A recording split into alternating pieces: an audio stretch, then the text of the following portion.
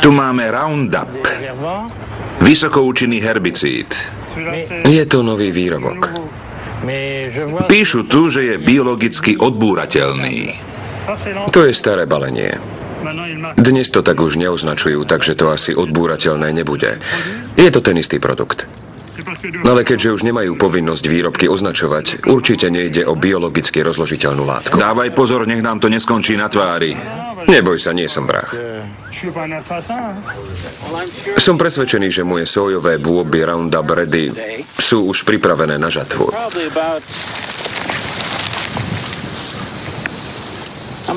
Majú tak asi 11,5% vlhkosť, čo je ideálny stav. O sojových bôboch Roundup Ready som sa dočítal v pestovateľskom časopise asi pred 8 rokmi a zdali sa mi ako dobrá inovácia. Rastlina obsahuje geneticky modifikovaný proteín, ktorý zabezpečuje jej odolnosť. Herbicídom Roundup sa rastliny aj postrekujú, čo má jednoznačné výhody. Veď sa pozrite na moje pole. Žiadna burina. Ak prípravok Roundup používate podľa návodu na použitie, nepredstavuje žiadne riziko pre človeka, domáce zvieratá ani životné prostredie. Ochranná známka Monsanto, vyrobené v Belgicku.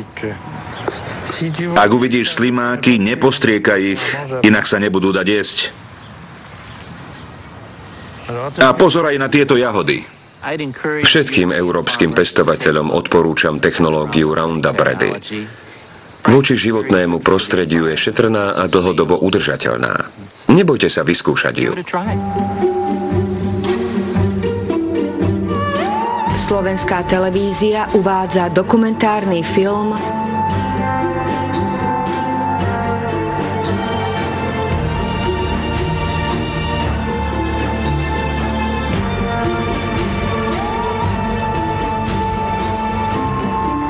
Svet podľa spoločnosti Monsanto.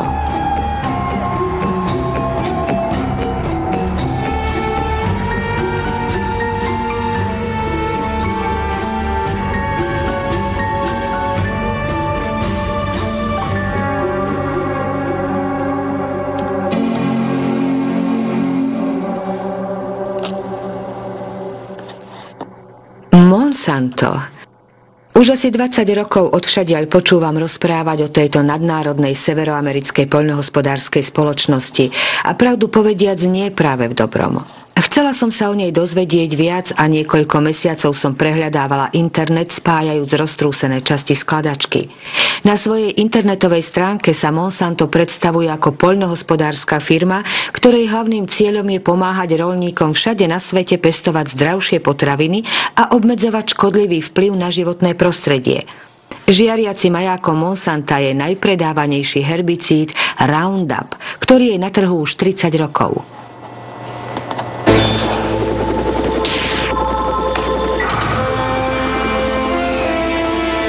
Zabiť burinu jednou ranou. Roundup. Monsanto je svetovou jednotkou aj v biotechnológiách. Zastrešuje produkciu 90% všetkých geneticky modifikovaných plodín planéty, ktoré boli upravené tak, aby odolali postrekom prípravku Roundup. Uvádza sa to aj na sojových semenách a výrobkoch.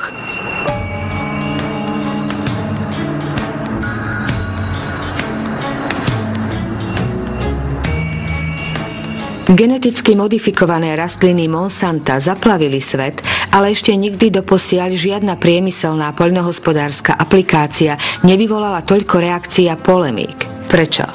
Čo modifikovanými potravinami sledujú? Môže história spoločnosti Monsanto objasniť to, čím je dnes, či to, čím predstiera, že je?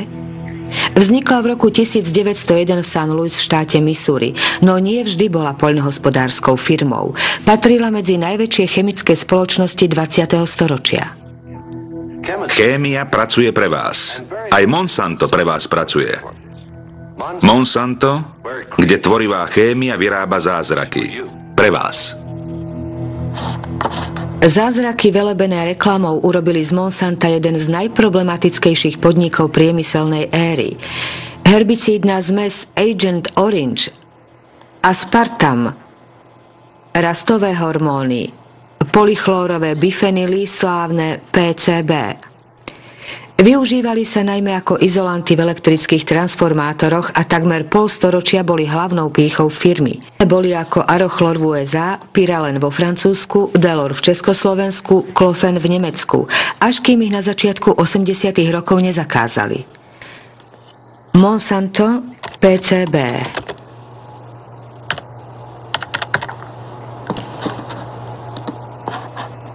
Článok z novín Washington Post z roku 2002. Monsanto celé 10 ročia zamlčiavalo znečisťovanie látkou PCB. Stalo sa tak v Enistone v štáte Alabama.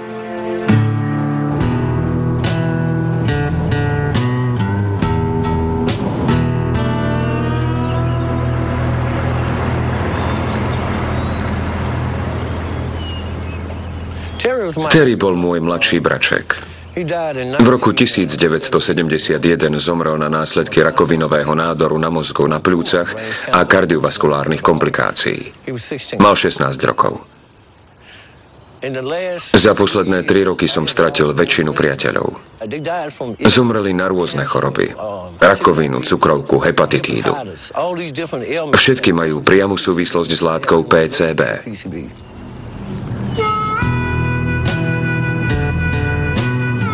Táto cesta vedie k Monsantu.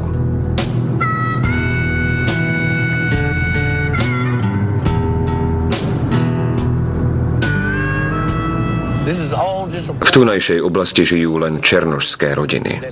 Ostali tu bývať, hoci všetky príbytky sú kontaminované. Iba pred pol rokom vyčistili tam tie záhrady. Tu všade stáli obývané domy, ale ľudia sa z nich museli odsťahovať. Domy potom zrúcali.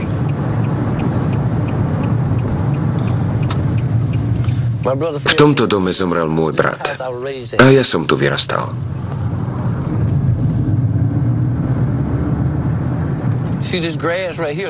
Len sa pozrite tam na tú trávu. Tam zakopali PCB. Monsanto získalo povolenie na zakopanie PCB v Enistone. Toto je kanál pri rieke Snow Creek. Preteká pod tým betónom. Vychádza z továrne a vyplavuje PCB priamo tu. Voda je kontaminovaná, ale nikomu to nepovedali. Okrem štátu. A štát to nepovedal nám.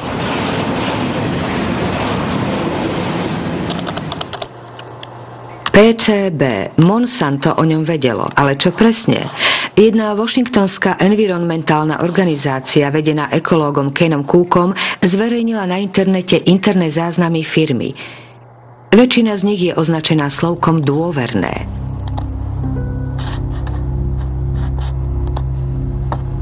Po prečítaní zničiť. Dokument z roku 1937. Kontakt s látkou PCB má toxické účinky na celý organizmus a vyskytujú sa kožné choroby typu akné.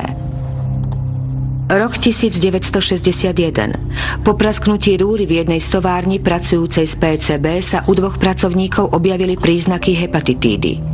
Rok 1966. Vedci do vody kanála Snow Creek vhodili ryby. V priebehu 3,5 minúty všetky uhynuli. Znečistenie, list adresovaný osobám zodpovedným za predaj v roku 1970. Z tohto listu sa dozviete všetko. Píše sa v ňom: nemôžeme si dovoliť prísť o $1 z obchodu. Ľuďom v Enistone o znečistení vody nikto nepovedal, pretože Monsanto nechcelo prísť o $1. Až keď sa právnici obyvateľov Enistonu obrátili na súd, bola spoločnosť Monsanto prinútená priznať existenciu tajných dokumentov. Potvrdili sme si to, čo sme už dlho vedeli. Že o tom vedeli od úplného začiatku. Klamali.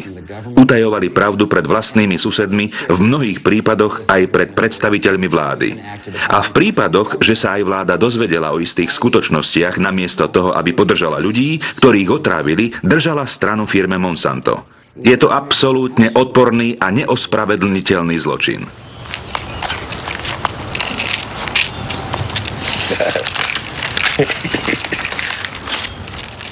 To sú všetky lieky? Nie, ďalšie kolujú vo mne. Vieš, koľko PCB? 63,8% v krvi. V krvi. Keby mu spravili biopsiu stukového tkaniva, asi by to vyskočilo na koncentráciu 3 až 4 tisíc na miliardu. Aj viac. Aká hladina je priateľná? 2 na miliardu, to je celosvetový štandard. My ľudia odtiaľto ich máme v tele viac ako ktokoľvek inde na svete. Je u vás bežné hovoriť o hladine PCB? Pre nás je to ako hovoriť o počasí. Niekedy za mnou pribehnú decká a smejú sa. Pán Baker, mám 3 na miliardu. Čo myslíte, koľko času mi zostáva? Skutočnosť je viac ako hrozná. Čo si však o tom myslia vedci? Na internete nájdete mnoho článkov o dopadoch PCB na ľudské zdravie. Jeden z hlavných špecialistov sa volá David Carpenter. Práve on urobil obyvateľom Enistonu zdravotné testy. PCB máme v telách všetci, vrátane polárnych medveďov či tučniakov. V minulosti však existovalo len niekoľko miest, na ktorých sa táto látka nachádzala. Ale teraz sa dostala aj do vzduchu a do vody, čím sa rozšírila celkom všade. No a dnes je ňou zamorený celý svet. Vystavenie sa PCB môže spôsobiť rôzne choroby, z ktorých najznámejšia je rakovina.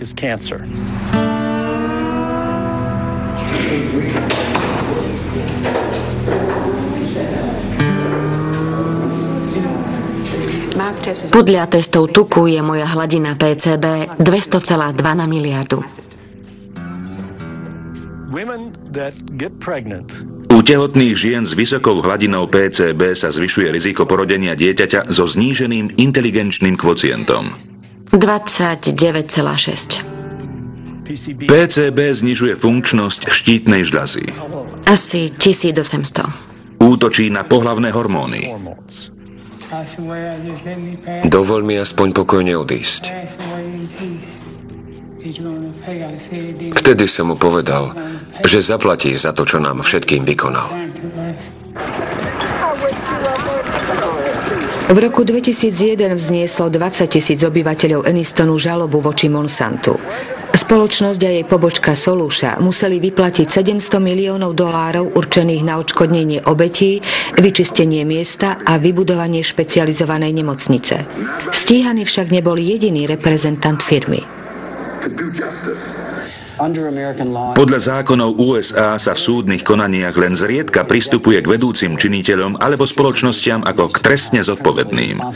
Naopak, môžeme ich napadnúť v občianskom konaní. Nariadíme im platiť pokutu, ale vo väčšine prípadov prichádza pokuta neskoro. No a predstavuje len smiešny zlomok ich zisku. Presne preto sa im vypláca uchovávať problémy v tajnosti. Pýtate sa, prečo by mali niečo tajiť aj teraz? Musím povedať, že spoločnostiam ako Monsanto by sme nikdy neuverili, že by o podobných veciach hovorili pravdu. Nikdy sa im nedá veriť. Monsantu sa nedá veriť, povedal Ken Cook. A keď sa pozrieme na ochranu známku Roundup, herbicid ospevovaný záhradkármi a farmármi, o čo presne ide? Je to obchodný názov, ktorý dala spoločnosť Monsanto účinnej látke glyfosát, takzvanému neselektívnemu totálnemu herbicídu ničiacemu všetky rastliny. Na trh sa dostal v roku 1974 a úspech bol blesku rýchly, veď Monsanto ubezpečovalo, že je úplne odbúrateľný a šetrný. Predstavujeme vám Roundup, prvý odbúrateľný herbicíd. Burinu zničí od hlavy až po pety a neznečistí ani pôdu, ani rexovú kostičku.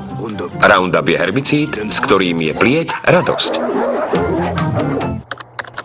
Biologicky odbúrateľný Roundup. Ken Cook mal pravdu. Spoločnosť bola dvakrát odsúdená za klamnú reklamu. Prvý raz sa tak stalo v New Yorku v roku 1996 a len celkom nedávno vo Francúzsku. Súd sa uzhodol, že výrazy ako odbúrateľný, zachovanie čistej pôdy či šetrné voči prírodnému prostrediu boli zavádzajúce reklamné údaje. Tým skôr, že podľa štúdií vykonaných samotnou firmou Monsanto sa dá 2% odbúrateľnosť dosiahnuť až po uplynutí 4 týždňov. A vraj prečo sa termín biologicky odbúrateľný náhle vytratil z obalov. To však nie je všetko. Viaceré vedecké štúdie dokazujú, že Roundup je vysokotoxický. Jeden príklad. Roundup spôsobuje funkčné poruchy bunkového delenia. Štúdia profesora Roberta Bellého.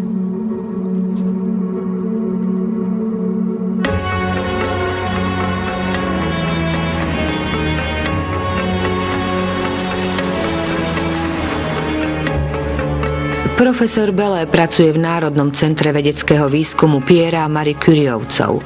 Skúmal vplyv značky Roundup na oplodnené vajíčka ježoviek. Bolo veľkým prekvapením, že Roundup má vplyv na delenie buniek, a to dokonca rozhodujúcim spôsobom. Neovplyvňuje len samotné delenie, ale aj mechanizmy, ktoré toto delenie buniek kontrolujú. Musíme si uvedomiť, ako vzniká rakovina. Bunky spočiatku nie sú rakovinotvorné, ale od istej chvíle v nich prebehnú zásadné zmeny, ktoré sú z genetického hľadiska tzv. Nestabilné. Toto je prvá porucha, ktorú sme pozorovali a dokázali na skupine herbicídov, ktorá dostala značku Roundup. Preto tvrdíme, že Roundup spôsobuje prvé etapy delenia buniek vedúcich k rakovine.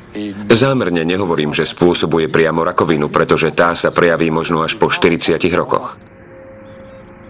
Len čo sme dospeli k týmto výsledkom, uvedomili sme si ich obrovské dopady na spotrebiteľov. Dávky totiž zodpovedali dávkam, ktoré ľudia bežne užívajú v domnienke, že sú len mierne. Je nevyhnutné, aby sa to čo najrýchlejšie stalo súčasťou verejnej mienky. Kvôli tomu som sa obrátil priamo na právny dozor. Z ich reakcie som však bol mimoriadne prekvapený, priam zaskočený.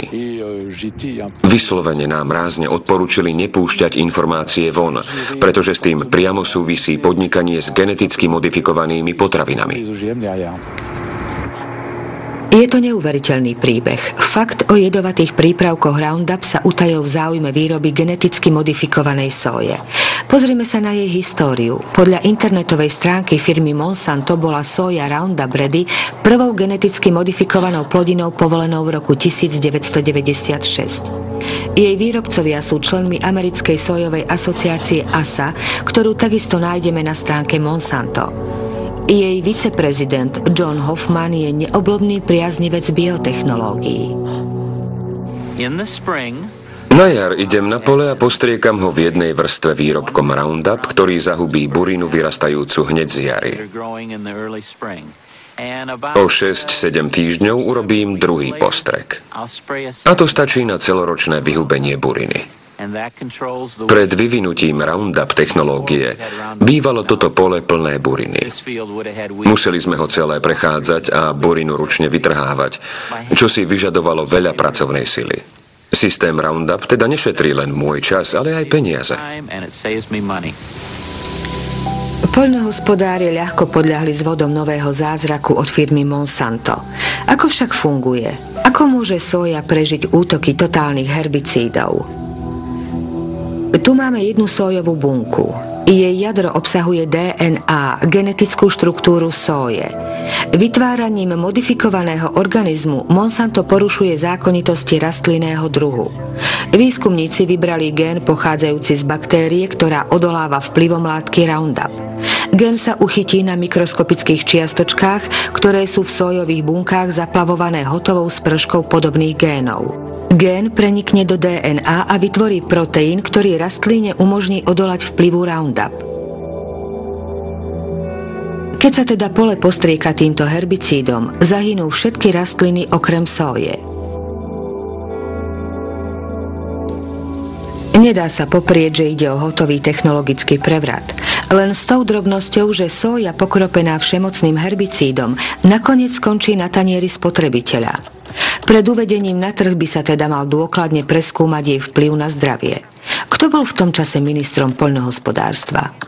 V rokoch 1995 až 2000, v čase úradovania Billa Clintona, to bol Dan Glickman.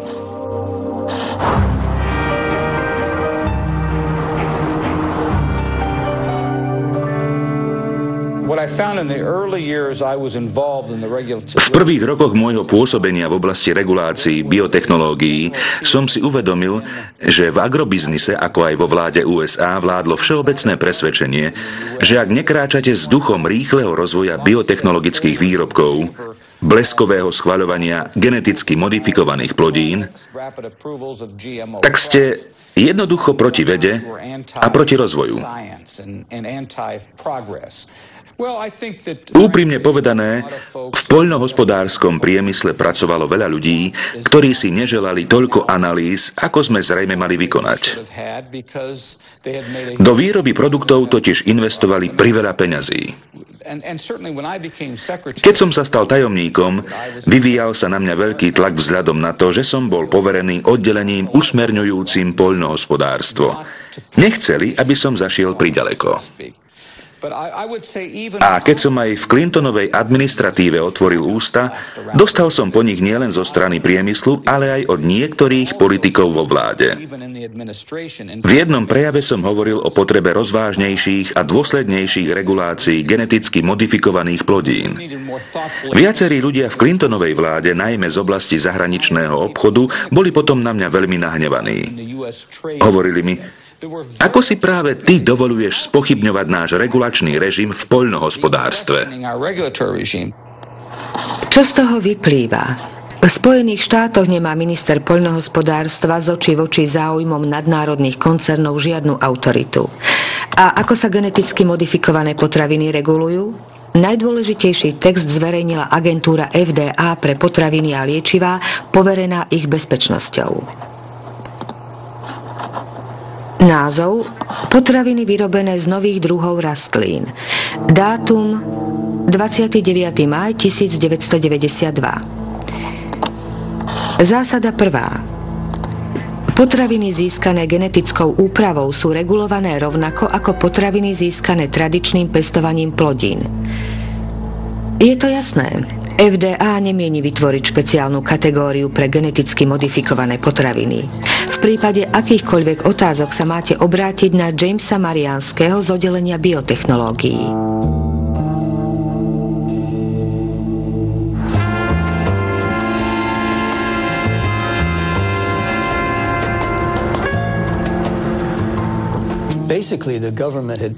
Vláda sa rozhodla, že nevytvorí nové zákony, pretože sa nazdávala, že dovtedajšie zákony boli dostatočne rozpracované na to, aby mali pre technologické firmy potrebnú váhu. Znamená to, že Bielý dom dal vypracovať text, podľa ktorého by geneticky modifikované potraviny nepodliehali zvláštnemu systému regulácií? Tu sa predsa nezakladá na vedeckých údajoch. Je to čisto politické rozhodnutie. Áno, bolo to politické rozhodnutie s veľmi širokým dopadom. Netýka sa totiž len potravín, ale všetkých biotechnologických produktov.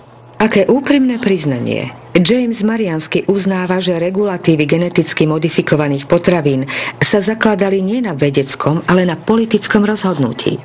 Ako sa však toto rozhodnutie zdôvodnilo? Zásada 2. Potravinové komponenty pochádzajúce z geneticky modifikovanej rastliny majú také isté alebo podobné zloženie ako tie, ktoré bežne nachádzame v potravinách. Inými slovami, agentúra a priori tvrdí, že modifikovaná rastlina sa od normálnej ničím nelíši. Nazýva sa to princíp substanciálnej rovnocennosti, ktorý sa prijal všade na svete. V spore medzi zástancami a odporcami modifikovaných plodín je kameňom úrazu. Ako mohla agentúra FDA dospieť k vyhláseniu, že modifikovaná plodina sa od prirodzenej nelíši? Vieme, že momentálne zavádzané gény prostredníctvom biotechnológií produkujú proteíny, ktoré sú veľmi podobné tým, aké už storočia konzumujeme. Tak znie oficiálna verzia agentúry FDA. Významne ju nabúrali Jeffrey Smith, autor viacerých prác o modifikovaných plodinách, Michael Hansen, vedecký expert z Únie spotrebiteľov, eseista Jeremy Rifkin, ktorý ako prvý spochybnil princíp substanciálnej rovnocennosti. Geneticky modifikované plodiny tu máme vďaka klamstvu zo strany agentúry FDA. Povedali, že sa ničím nelíšia. Použili výraz substanciálne rovnocenné alebo bezvýznamne odlišné, až sa to skončilo terminológiou ako všeobecne uznané za bezpečné, anglickou skratkou GRAS. Ak sa má niečo bežne považovať za všeobecne bezpečné, vyžaduje si to potrebné množstvo publikovaných znaleckých štúdií a prevládajúcu zhodu vo vedeckých kruhoch. Nič také pri modifikovaných plodinách neexistuje. Agentúra FDA tvrdí, že ak do rastliny zavedieme gén, ten gén sa stáva DNA. Máme za sebou dlhú históriu konzumácie DNA a na základe toho usudzujeme, že je bezpečná. Chceli sme povedať, že tie veci by sa mali považovať za potravinové doplnky. Keď chcete do potraviny pridať čo aj najmenšiu zložku farbiva, konzervant alebo inú chemikáliu, považuje sa to za potravinový doplnok a musíte prejsť všetkými možnými konaniami, ktoré dokážu, že je splnené kritérium primeranej zdravotnej bezpečnosti. Keď však vyrábate jedlo geneticky, čo môže vyvolať nepredstaviteľné rozdiely, vtedy od vás nepožadujú vôbec nič. Keď ste sa tu vo Washingtone svojho času vybrali na pohárik do niektorého z barov, v ktorom zvykli vysedávať miestni lobisti, každý vedel, že tá tzv. Substanciálna rovnocennosť je akurát pasca na hlupákov. Pre spoločnosti ako Monsanto to bol len spôsob, ako získať papier a čo najrýchlejšie a pokiaľ možno bez väčšieho zásahu vlády vypustiť produkty na trh. Musím povedať, že v presadzovaní vlastných záujmov sa im nikto nevyrovná. Spomínam si na stretnutie vedcov pracujúcich pre Monsanto a vedcov pre agentúru FDA. Rozprávali sa o druhoch modifikácií a ich uskutočňovaní. Vedcov z FDA sa často pýtali, ako sa budú tieto výrobky regulovať. Nikdy predtým som sa nestretol so situáciou, kde by mala jedna spoločnosť taký obrovský vplyv na najvyššie úrovne rozhodovania o regulatívoch, aký má Monsanto na potravinovú politiku a samotnú vládu. Existujú unikátne zábery, na ktorých George Bush starší navštevuje jedno z laboratórií Monsanta. Bolo to 9 rokov pred uvedením soje Roundup Ready na trh. Dnes by som vám rád ukázal pár krokov, ktoré uskutočňujeme pri prenášaní génov z jedného organizmu do druhého. Vy osobne si vyskúšate niekoľko z veľmi jednoduchých laboratórnych úkonov odoberania DNA, jej oddeľovania, zmiešania s ďalšími komponentmi a následného spájania. Táto skúmavka obsahuje DNA vyrobenú z baktérie. DNA bude vyzerať rovnako ako rastlina alebo živočíšna. A aký to bude mať význam? Získate silnejšiu rastlinu alebo rastlinu, ktorá dokáže odolať? V tomto prípade odolá účinkom herbicídu.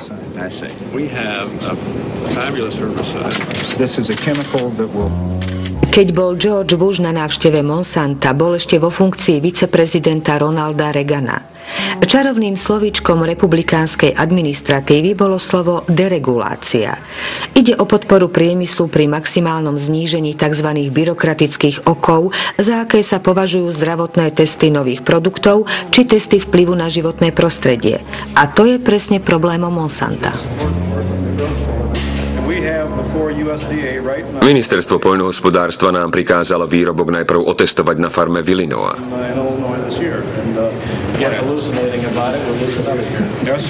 Máme s tým problémy. Stratíme celý rok a náklady sa nám tak zvyšujú. Úprimne, na postup ministerstva sa nesťažujeme, veď postupuje podľa zákonných predpisov. Pri nových veciach sa naozaj usilujú pracovať čo najzodpovednejšie, čo je pochopiteľné, ale ak do septembra nedostaneme povolenie, budeme musieť zmeniť retoriku. Zavolajte mi, riešime deregulácie, možno to vyjde. Keď bol George Bush zvolený za prezidenta Spojených štátov, jeho miesto v roku 1988 zaujal Dan Quayle. Nový viceprezident o 4 roky verejne vyhlásil, že postoj vlády ku geneticky modifikovaným plodinám zodpovedá požiadavkám Monsanta. Pristupujeme k tomuto kroku z iniciatívy úradu prezidenta. Nachádzame sa v druhej fáze. Spojené štáty americké sú už teraz svetovou jednotkou v biotechnológiách a to si mienime udržať.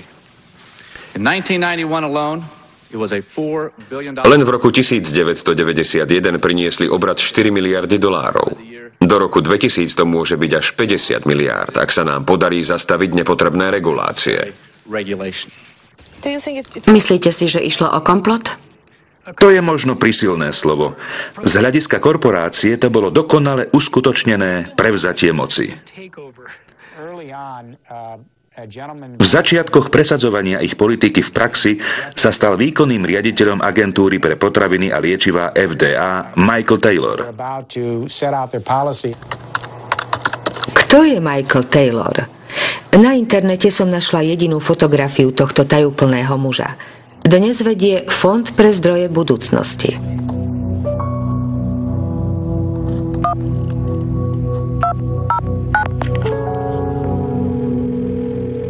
Dobrý deň, pri telefóne Marie Monique. Dobrý deň, Michael Taylor. Chcela by som sa vás opýtať na vaše postavenie v čase, keď ste pracovali pre agentúru FDA. Prv, ako ste tam nastúpili, pracovali ste 7 rokov ako právny zástupca pre Monsanto. Je to pravda? Bol som partnerom v právnickej firme, ktorej klientom bola aj spoločnosť Monsanto a riešil som pre nich niekoľko káuz. Ak tomu rozumiem správne, agentúra FDA pre vás vytvorila novú pozíciu tzv. Splnomocnenca pre politické záležitosti ohľadom geneticky modifikovaných potravín? S geneticky modifikovanými potravinami to nemalo nič spoločné, nič také mi neponúkali. Máte nepravdivé informácie. Do agentúry pre potraviny a liečivá FDA nastúpil v júli 1991. Do tých čias pracoval v právnickej firme King a Spalding. Medzi jeho osobných klientov nepatrila len spoločnosť Monsanto, ale aj Medzinárodná rada pre potravinové biotechnológie. Vypracoval pre nich návrh požiadaviek o regulácii geneticky upravovaných potravín. Ak si prečítate návrh pre Medzinárodnú radu vypracovaný Michaelom Taylorom a porovnáte ho s textom, ktorý bol publikovaný agentúrou FDA, pôsobia veľmi podobne. Ak ho aj nenapísal, pravdepodobne to niekto urobil na základe jeho podkladov. Pán Taylor bol v tom čase naším splnomocnencom. Zastrešoval celý projekt a bol jeho oficiálnou hlavou. Niečo ako riaditeľ a politický vyjednávač, ktorý zabezpečuje úspešné presadenie projektu.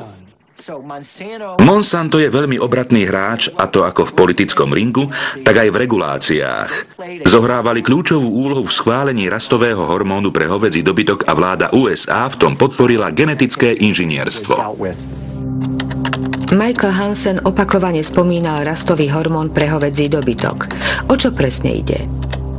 Je to umelý hormón, ktorý sa vstrekuje kravám kvôli zvýšeniu mliečnej produkcie o 20%.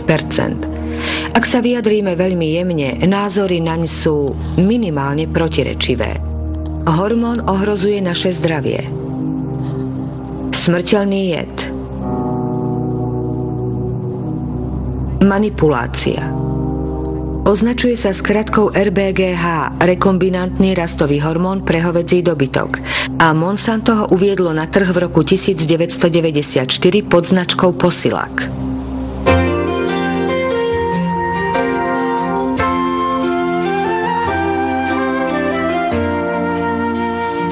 Posilac je zďaleka najrevolučnejší testovaný produkt.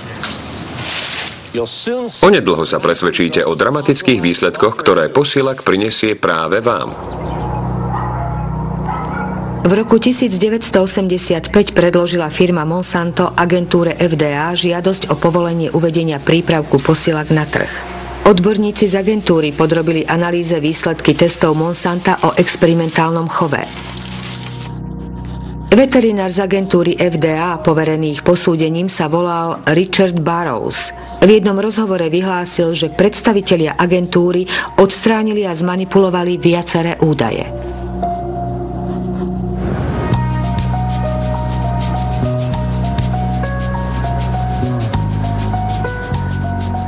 V údajoch, ktoré prišli z Monsanta, chýbalo mnoho podstatných zásad mliečneho priemyslu.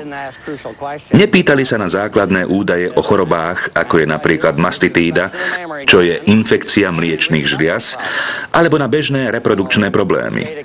Keď som si to všimol, povedal som, podklady treba vrátiť a informácie doplniť. To ich zdržalo o také 2 alebo 3 roky. Informovali ste o vašich podozreniach agentúru FDA? Odsunuli ma na vedľajšiu koľaj.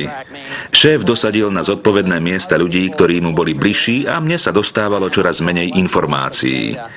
Veci, o ktorých vykonanie som požiadal, napríklad štúdie mastitídy, som nikdy poriadne nevidel. Ich postoj bol jednoznačný. Ak stojíš v ceste, my ťa z nej odstránime. A tak ma odstavili, napokon aj vyhodili zo zamestnania. Jedného dňa ma v policajnom sprievode vypoklonkovali z dverí. Vyhrážali sa vám? Áno, a to najmä právnici Monsanta. Keď som sa odvolával na súde, povedali môjmu právnikovi, že ak na svoju obhajobu odhalím akékoľvek spoločnosťou utajované skutočnosti, zažalujú ma. Agentúra FDA bude napokon povinná pri veľmi svedomitého veterinára prijať naspäť. On však znechutený dobrovoľne odstúpi. To však nie je všetko.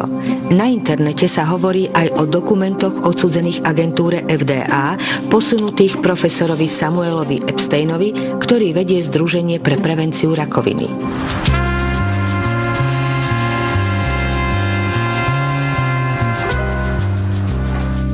V roku 1990 vydal profesor Epstein článok v odbornom časopise The Milk Week, ktorý sa špecializuje na mliečnú výrobu. Jeho šéfredaktor je novinár Pete Hardin. Článok, založený na dôkladne preskúmaných tajných dokumentoch, spôsobil hotovú senzáciu. Jedného dňa mi do práce prišla veľká zásielka plná rôznych dokumentov. Bola z Washingtonu a odosielateľ bol anonymný.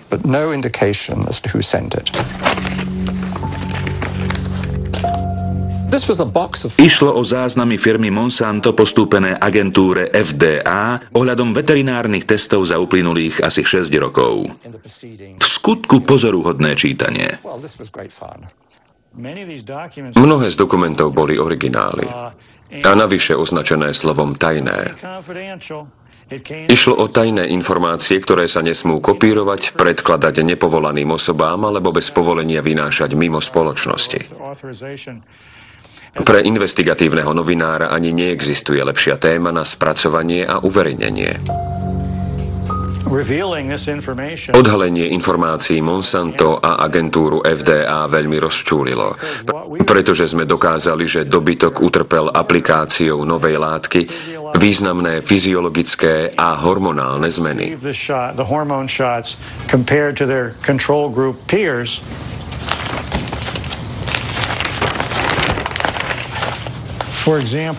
Napríklad sme dokázali, že pravé vaječníky kráv, ktoré prijímajú syntetický hormón, boli v 3 testovaných skupinách zväčšené o 34, 42 až 44%. Odtajnené dokumenty zreteľne ukazujú, že na týchto zvieratách sa prejavili problémy s reprodukciou. Naše údaje sú presvedčivé. Zaobstarali sme všetky predbežné aj komplexné dáta overené odborníkmi. Každý z odborníkov zdravotnej komisie potvrdil, že somatotropín, rastový hormón hypofýzy, je pre konzumentov dokonalo neškodný. Podľa Monsanta nie len, že hormón nespôsobuje žiadne komplikácie, ale je pre konzumenta dokonca prínosom. Píšu, že keďže sa chemické zloženie mlieka užívaním posielaku nemení, nemenia sa ani jeho vlastnosti a chuť.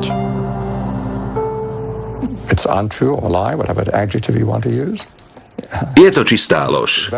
Mlieko sa mení po mnohých stránkach.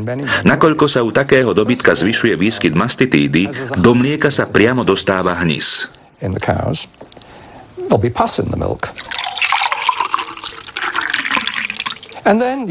Mlieko takisto obsahuje rôzne druhy antibiotík, ktoré sú určené práve na liečbu mastitídy.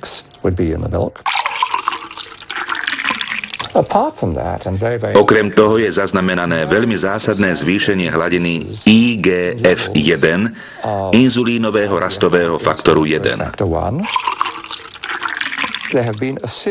Existuje niekoľko desiatok vedeckých štúdií, ktoré dokazujú, že inzulínový rastový faktor sa podieľa na vzniku rakoviny prsníkov, hrubého čreva a prostaty. Príbeh nadobúda čoraz odstrašujúcejšie rozmery. Existujú aj iné krajiny, ktoré povolili hormón RBGH. Tento rastový hormón bol v Európe a v Kanade zakázaný. Ešte aj v Kanade. No kanadská zdravotnícka organizácia má predsa len sklony prikláňať sa k agentúre FDA. Škandál s rastovým hormónom v Kanade. Spoločnosť Monsanto obvinená z pokusu o korupciu. V októbri 1998 svedčili traja vedci kanadskej zdravotníckej organizácie pred Senátom v záujme zákazu uvedenia upravovaného rastového hormónu do obehu. Celú vec otvoril doktor Shiv Chopra, ktorý si za to vyslúžil povesť šíriteľa poplašných správ.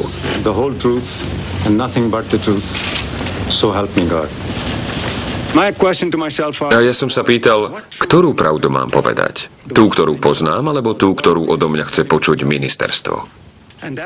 To je kameň úrazu. Pýtam sa vás všetkých. Pokúšala sa vás spoločnosť Monsanto ovplyvňovať?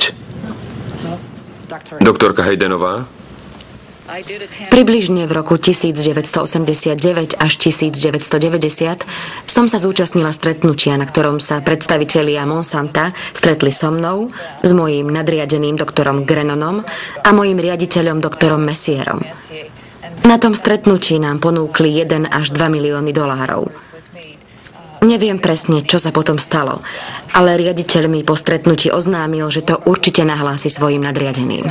My director indicated after the meeting that he was going to report it to his superiors. Ako zareagovala firma Monsanto? Monsanto nepoprela, že na tom stretnutí ponúkla sumu 1 až 2 milióny dolárov. Neskôr tvrdili, že tie peniaze mali slúžiť na rozvoj kanadského výskumu hovedzieho dobytka.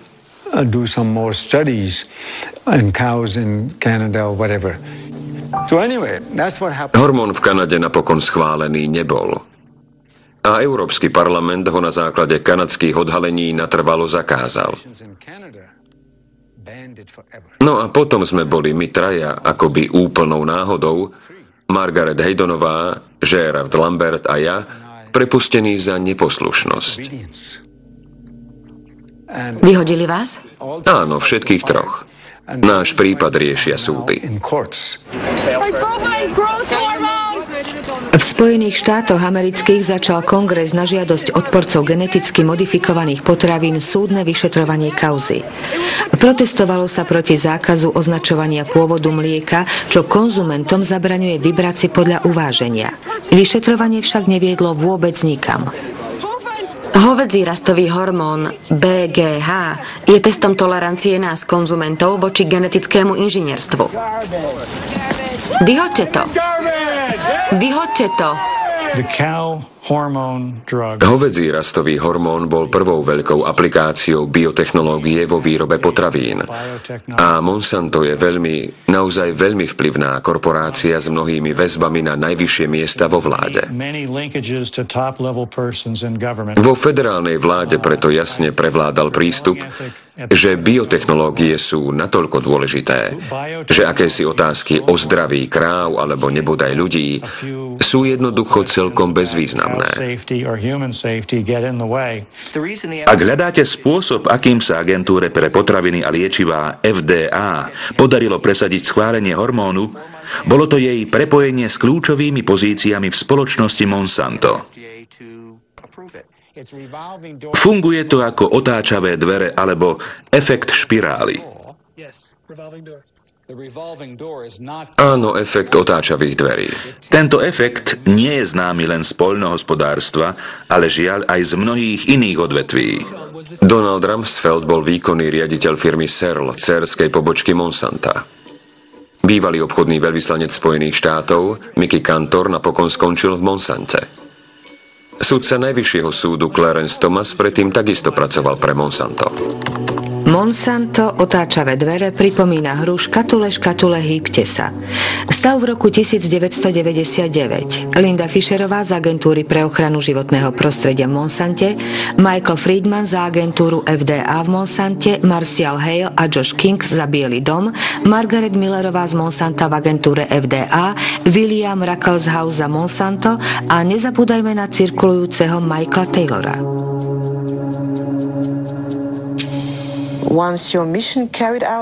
Keď ste skončili prácu v agentúre pre potraviny a liečivá, stali ste sa viceprezidentom Monsanta pre verejnú politiku. Nie je to konflikt záujmov? Nie, to nie. Opakujem, pravidlá sú pravidlá a ja som konal len v rámci pravidiel. Pokiaľ ide o prijatie našich produktov verejnosťou, išlo o jeden omyl za druhým. Ak vyvíjate stratégiu na získavanie verejnej mienky v prospech akceptácie novej technológie a prvá technológia sa má aplikovať práve na mlieko, tak je to nesprávny krok, ktorý vo verejnosti vytvoril ovzdušie podozrenia.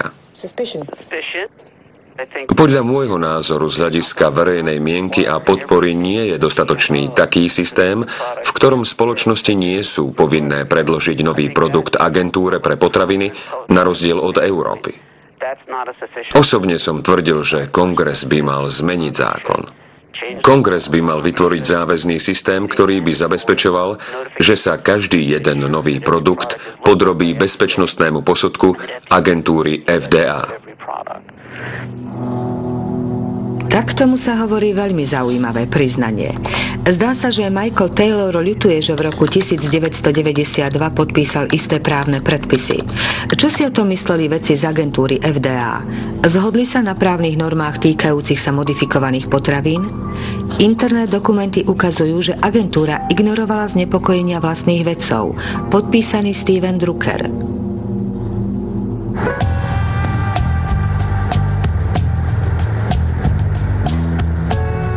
Steven Drucker je advokát, ktorý pracoval pre Združenie mimovládnych organizácií. Proti agentúre FDA vzniesol žalobu a dosiahol odtajnenie jej archívov o modifikovaných potravinách. Dostali sme asi 44 000 strán z archívov agentúry pre potraviny a liečivá. Ukázalo sa, že minimálne od roku 1992 zavádzali celý svet a pokračujú v tom. Tvrdia, že vo vedeckej komunite panuje väčšinový súhlas, že geneticky upravované potraviny sú rovnako bezpečné ako neupravované potraviny. Tento názor je vraj navyše krytý dostatočným množstvom výskumov. Všetko je to nehanebná lož. Napríklad doktor Louis Pribyl z oddelenia mikrobiológie agentúry FDA uvádza: medzi druhmi efektov pozorovaných pri tradičnom chove a genetickom inžinierstve sú zásadné rozdiely. V internej správe doktor Pribyl ďalej uvádza, že niektoré aspekty genetického inžinierstva môžu byť veľmi riskantné. Znepokojenie, ktoré prejavili viacerí vedeckí experti, bolo natoľko jednoznačné, že doktorka Linda Kálová, ktorá mala na starosti zozbieranie vedeckých podkladov, napísala správu doktorovi Jamesovi Marianskému na oddelenie biotechnológie. Z otajnených interných dokumentov agentúry FDA jednoznačne vyplýva, že medzi vedcami pracujúcimi pre agentúru bolo veľa kritikov. Mám napríklad k dispozícii vyhlásenie, ktoré vám poslala Linda Kálová. Prehlasuje, že proces genetického inžinierstva a tradičného chovu sa zásadne odlišuje. A čo na to technickí odborníci z agentúry? Vedú k rôznorodým rizikám. Je pravda, že rôzni ľudia mali rôzne názory. Linda Kálová to v správe naozaj napísala. Ale keď sme naše stanovisko vypracovali, všetci vedci s ním súhlasili. Agentúra FDA sa samozrejme zameriavala na využitie genetického inžinierstva a nemala žiadne informácie o tom, že len samotné používanie techniky spôsobuje rozdiely v bezpečnosti alebo kvalite produktu. Ešte pred jednoznačnými varovaniami zo strany samotných vedcov dostala agentúra FDA jasné varovanie. Prvý geneticky upravený potravinový doplnok na trhu totiž spôsobil v USA závažnú epidémiu. Spomínate si na udalosti spojené s látkou L-tryptofan v roku 1989? Áno. Išlo o geneticky upravenú aminokyselinu, ktorú ste dobre poznali. Zomreli vtedy desiatky ľudí a ďalšie stovky ťažko ochoreli. Vypukla epidémia choroby nazvanej EMS. Áno. A koľko ľudí zomrelo? Áno, ale my sme potom... 37. A viac ako 1000 ostala s trvalými následkami. Spomínate si na to? Áno. Vy ste vtedy podľa záznamov povedali toto. Nepoznáme príčinu choroby EMS, ale nemôžeme vylúčiť, že je spôsobená genetickou modifikáciou. Povedali ste slova, ktoré som prečítala? Áno. Neuveriteľné. James Mariansky nevylúčil, že by genetická manipulácia mohla spôsobiť nepredvídané účinky, no nepohol proti nej ani len prstom. Existovali aj nezávislí vedci, ktorí sa podieľali na analyzovaní tohto kľúčového aspektu? Arpad Pusztai, prestížny vedec, prišiel o prácu, keď vyjadril svoje znepokojenie ohľadom geneticky upravovaných potravín. Písal sa rok 1998.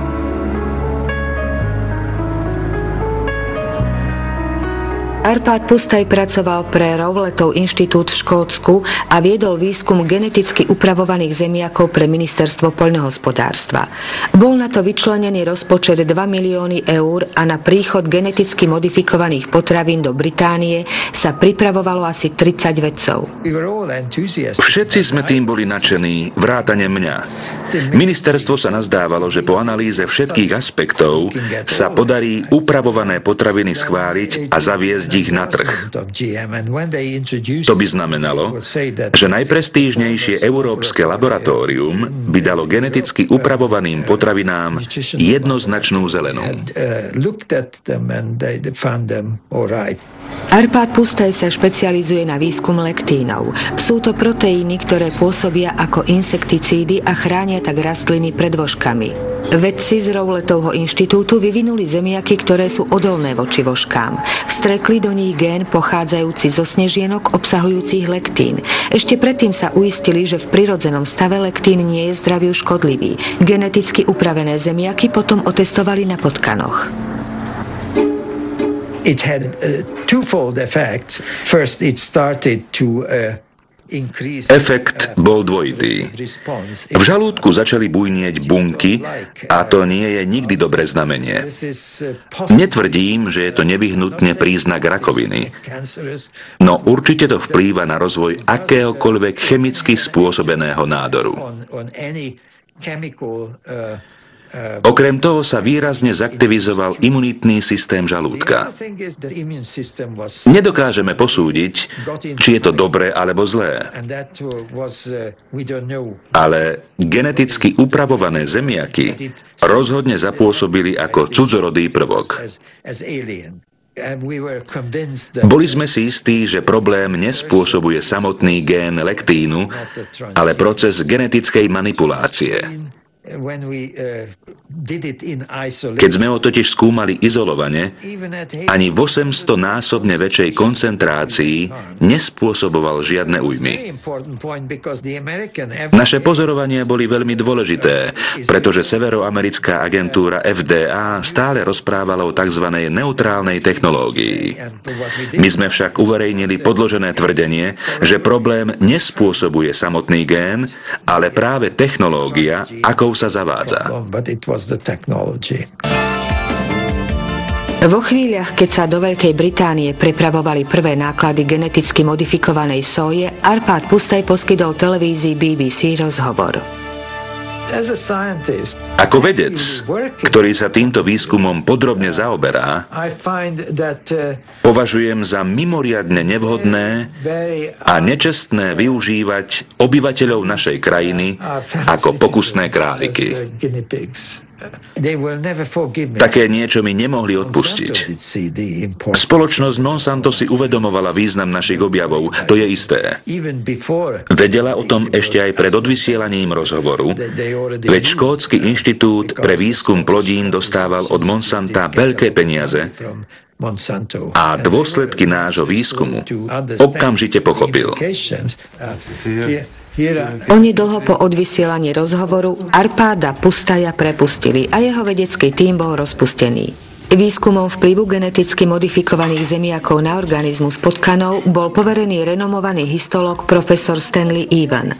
O nezávislosti vedy odvtedy nemá žiadne ilúzie.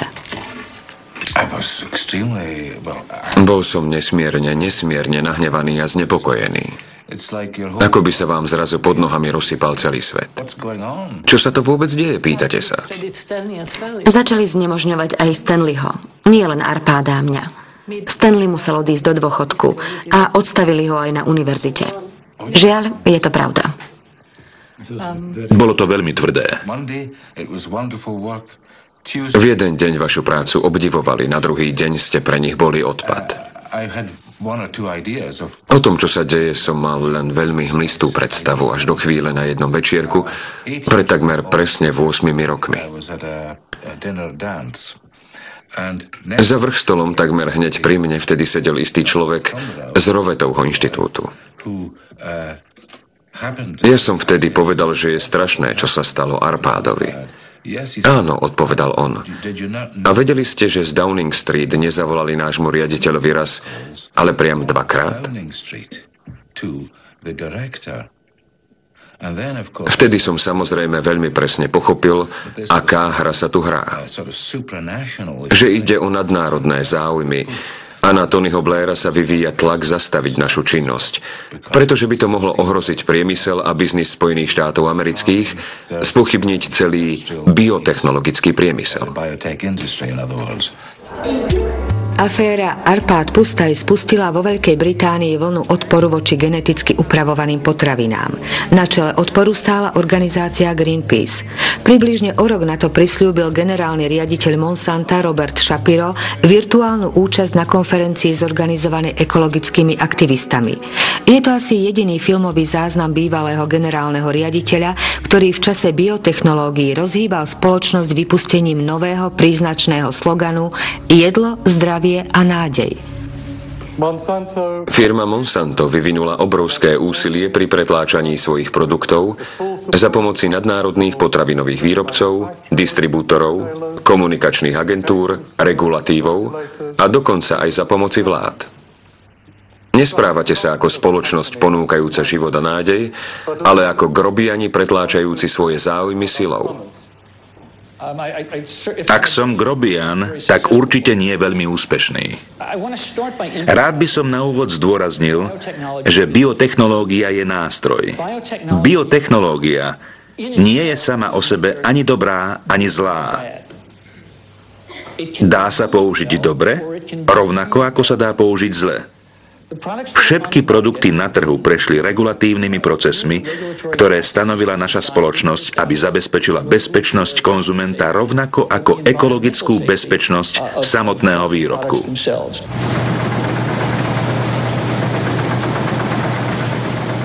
Desať rokov po uvedení na trh predstavuje sója Roundup Ready 90% všetkej vypestovanej sóje v USA. A 70% všetkých potravín v obchodoch obsahuje geneticky upravované látky. Na rozdiel od Európy nemajú konzumenti na výber, pretože označovanie takýchto výrobkov je zakázané. Je to priamy dôsledok spomínaného princípu substanciálnej rovnocennosti. Tento sojový bôb môžem v úplnej istote a bezpečnosti zjesť. Organizácia FDA je podľa mňa presvedčená, že takéto sójové bôby sú rovnako bezpečné ako iné druhy sóje. Ako si agentúra môže byť taká istá? Vychádza z údajov, ktoré poskytla spoločnosť Monsanto a ktoré preverili vedci pracujúci pre agentúru FDA. Nie je v záujme spoločnosti vytvoriť štúdiu, ktorá by potom nejakým spôsobom utajila výsledky. Ako si môže byť James Mariansky taký istý? Ak zadáme heslo Monsanto sfalšovala vedecké výsledky, ukáže sa nám 174 odkazov. Medzi nimi sa nachádza aj správa Agentúry pre ochranu životného prostredia USA. Uvádza, že Monsanto sfalšovala štúdie o karcinogénnych vplyvoch dioxínu.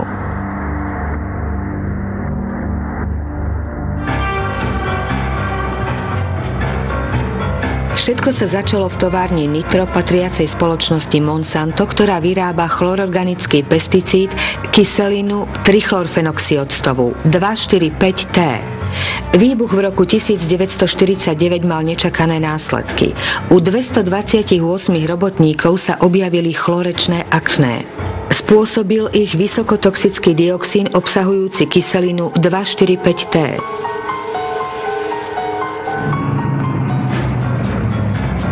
Táto kyselina je základnou zložkou zmesi Agent Orange s herbicídnymi a defoliačnými účinkami, ktorú používala severoamerická armáda vo vietnamskej vojne. V južnom Vietname vyliala v 60. rokoch 40 miliónov litrov tejto látky, čo predstavuje 400 kg čistého dioxínu. Otrávili sa asi 3 milióny osôb vrátane tisícov severoamerických vojakov.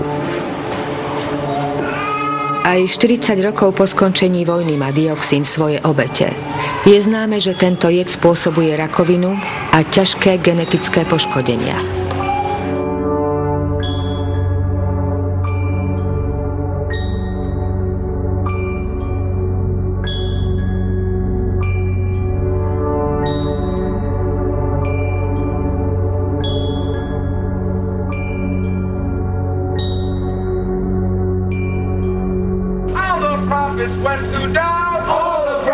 V roku 1978 zniesli veteráni vietnamskej vojny sťažnosť voči výrobcovi Agent Orange a žiadali odškodné. Monsanto zaplatilo 3 štúdie o dlhodobých vplyvoch dioxínov na organizmus. Zaplatila aj vedcov, ktorí porovnávali zdravotný stav pracovníkov v továrni Nitro po nehode v roku 1949 so zdravotným stavom ľudí, ktorí vplyvom dioxínov vystavení neboli. Tieto záznamy boli dobre známe dvom osobám. Williamovi Sanžúrovi, ktorý viedol oddelenie toxického odpadu v agentúre pre ochranu životného prostredia, a Gersonovi Smogerovi, advokátovi, ktorý obhajoval vojenských veteránov. Moja kolegyňa Kate Jenkinsová napísala v roku 1990 správu, ktorá uvádzala, že existujú dôvodné podozrenia, že niektoré zo štúdií zaplatených Monsantom boli chybné. Keby boli vykonané dôkladne, výsledky by boli presne opačné. Spoločnosť Monsanto totiž tvrdila, že dioxín nie je pre človeka karcinogénny. Znamená to, že mali všetky údaje a potom ich zmanipulovali presne podľa svojich potrieb. Takýmto spôsobom sa jednoducho seriózny výskum nerobí. Nikdy. Veľmi cielenými postupmi jednoducho dosiahli, čo mali naplánované. Neskôr sa zistilo, že sa vyskytli 5 ľudia s rakovinou a v štúdiách sa uvádzalo, že boli vystavení dioxínom. O tých istých pár ľuďoch sa v inej štúdii ale naopak uvádzalo, že im vystavení neboli. Keď zmiešate údaje o vystavených a nevystavených ľuďoch, pôsobí to, ako by sa rakovina rovnako často vyskytovala aj u ľudí neohrozených dioxínom. A potom vám povedia, vidíte, nie je v tom žiadny rozdiel. Na základe toho bolo odoprené odškodné tisíckam veteránov vietnamskej vojny poškodených zmesou Agent Orange. Na 7 až 9 rokov bola politika krajiny riadená zmanipulovanými štúdiami. Kate Jenkinsová bola dobrá odborníčka, aj poctivá a odvážna zamestnankyňa a preto napísala správu na kontrolné oddelenie s požiadavkou prekontrolovať správnosť a metodológiu oboch štúdií. Ukázalo sa, že Monsanto nikto neprešetril. Nič také sa nestalo. Nikto tie štúdie neprekontroloval. Za to však prenasledovali Kate Jenkinsovú ako donášačku. Urobili jej zo života peklo. Vyhrážali sa jej, zastrašovali ju. Musela meniť zamestnania, prenasledovali ju. Veríte dnes spoločnosti Monsanto, ak tvrdí, že jej geneticky modifikované potraviny nie sú zdraviu škodlivé? Spoločnosti Monsanto neverím ani slovo. Všetky jej postupy by sa museli preverovať, ale musel by to vykonávať skutočne kvalifikovaný a nezávislý odborník. No samozrejme, na potvrdenie neškodnosti soje Roundup Ready vypracovala spoločnosť Monsanto štúdiu, ktorá vyšla v roku 1996 v prestížnom vedeckom časopise. Mala opísať vplyv geneticky upravovanej soje na zdravie zvierat, predovšetkým potkanov. Štúdiu podrobne rozanalizoval jeden dnes už zosnulý dánsky vedec, ako aj Nór Jan Prime. Musím povedať, že hodnota tej štúdie je veľmi pochybná. Je to veľmi neradostná skutočnosť, najmä preto, že na jej základe sa vypracoval celý princíp tzv. Substanciálnej rovnocennosti. Skúsim vám zacitovať najšokujúcejšie časti. Hoci štúdie reakcií na zvieratách preukazujú isté potvrdenia, že sa neodohrali žiadne väčšie zmeny. Pojem isté potvrdenia je jednoducho zavádzajúci. My potrebujeme nie isté, ale 100% potvrdenia. A na strane 723 sa ďalej uvádza, okrem tmavšej hnedej farby na pečení počas pitvy nepozorovali žiadne zmeny. Také niečo nemôžete konštatovať len na prvý pohľad. Pečenie je potrebné podrobne rozanalizovať a preskúmať pod mikroskopom. Na pokusy okrem toho používali staršie potkany. Ak chcete ľahšie prekryť nejaký problém, je vhodnejšie pracovať so staršími jedincami. Ak ale chcete vidieť veci jasne, použijete mladé. Mohol by som teda zhrnúť, že ide o ukážku veľmi zlej vedy. Neuvádza sa množstvo elementárnych údajov. Mali ste prístup k prvotným údajom? Ja nie, ale môj kolega áno. Strávil únavne dlhý čas chodením od dverí k dverám a odpoveď bola vždy zamietavá.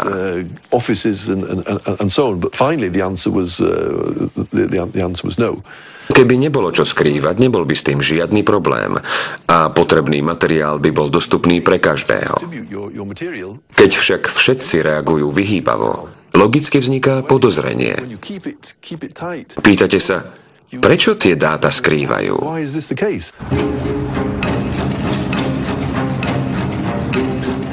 Jedna vec je však istá. Zásluhou zmanipulovaných pseudoštúdií ovládli geneticky modifikované plodiny Monsanta celý svet. Celú Ameriku od severu na juh, Áziu aj Austráliu. Geneticky modifikované sadenice a semená sa rozšírili na miliónoch hektárov. 70% z nich je odolných voči zmesi Roundup a 30% bolo geneticky upravených na výrobu insekticídu nazvaného BT.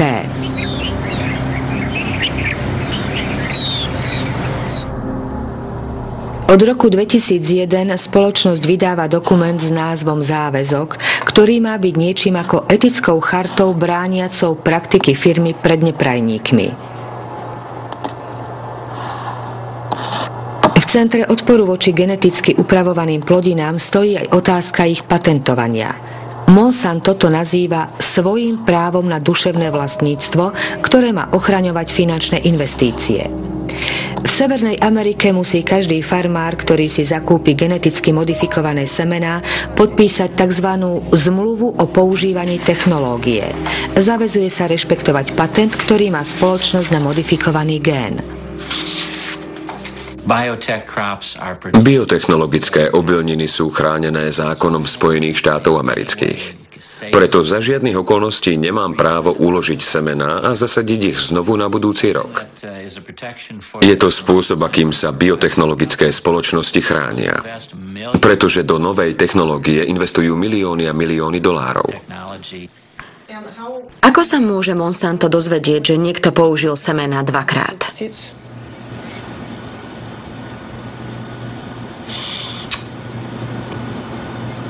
I'm not sure how to answer that. No. Na túto otázku neviem odpovedať. Ako sa dozvedia, že niekto použil semená dvakrát? Je to dobrá otázka pre Monsanto. Otázka je taká ošemetná, že ju Monsanto radšej obchádza a odpoveď nahrádza krásnymi sľubmi. V prípade, že by sa odrody nami patentované na poliach farmárov objavili neúmyselne, zaväzujeme sa nájsť také riešenie, ktoré by uspokojilo ako poľnohospodára, tak spoločnosť Monsanto. No realita je už idyle vzdialenejšia. Centrum pre bezpečnosť stravovania vo Washingtone vydalo štúdiu o roľníkoch, ktorých prenasleduje Monsanto za nedodržiavanie patentu o semenách. Je zaregistrovaných aspoň 100 procesov za rôzne priestupky. Medzi obeťami je aj Troy Roche, poľnohospodár zo štátu Indiana.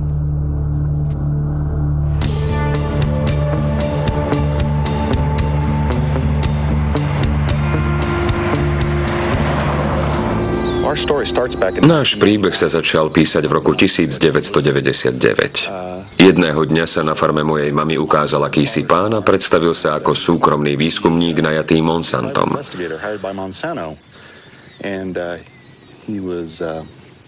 Robil prieskum farmárov, ktorí si prezimúvajú semená rastlín.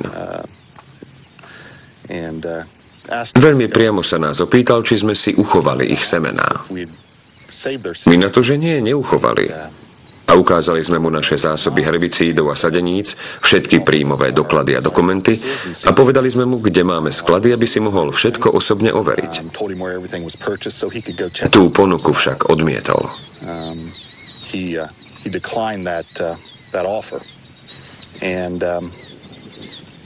No a potom nás zažalovali. Spoločnosť Monsanto začala súdne konanie proti mne, môjmu otcovi a 2 bratom. Svedčili proti nám vzorkami, ktoré vraj získali z našej farmy. Aby sa k ním dostali, museli preniknúť na našu farmu bez nášho zvolenia a vedomia. V tom roku sme pestovali soju Roundup Ready na ploche asi 200 hektárov. Mali sme uzavretú zmluvu na rozmnožovanie semien, ktorá mala veľmi špecifické prvky. Do detailu opisovala špecifické polia, ktoré preto nebolo ťažké odlíšiť od ostatných. Každý to vedel. Prečo ste sa chceli s Monsantom mimosúdne vyrovnať? Po 2,5 roku naťahovačiek bola naša rodina v koncoch. Pre celý ten tlak a stres. Viete, vlastne hrozili zničením práce 5 generácií. Keby to bola spoločnosť Monsanto vyhrala, všetko je preč. Všetko by bolo navždy preč. Dobrý deň. Ešte sa držíte? Držíme. Troy Roche a David Ranion pestujú tradičnú sóju. Obaja sa stali obeťou toho, čo sa v Spojených štátoch amerických nazýva génová polícia. Monsanto ju vytvorilo na udržiavanie svojho vplyvu na poliach a poľnohospodárov udržiava v strachu všade tam, kde odmietnú totalitné podmienky sveta ovládaného geneticky modifikovanými plodinami. Troy, musím ti niečo ukázať. Pozri sa, čo som vyrobil na ochranu pred vstupom nevítaných hostí na môj pozemok.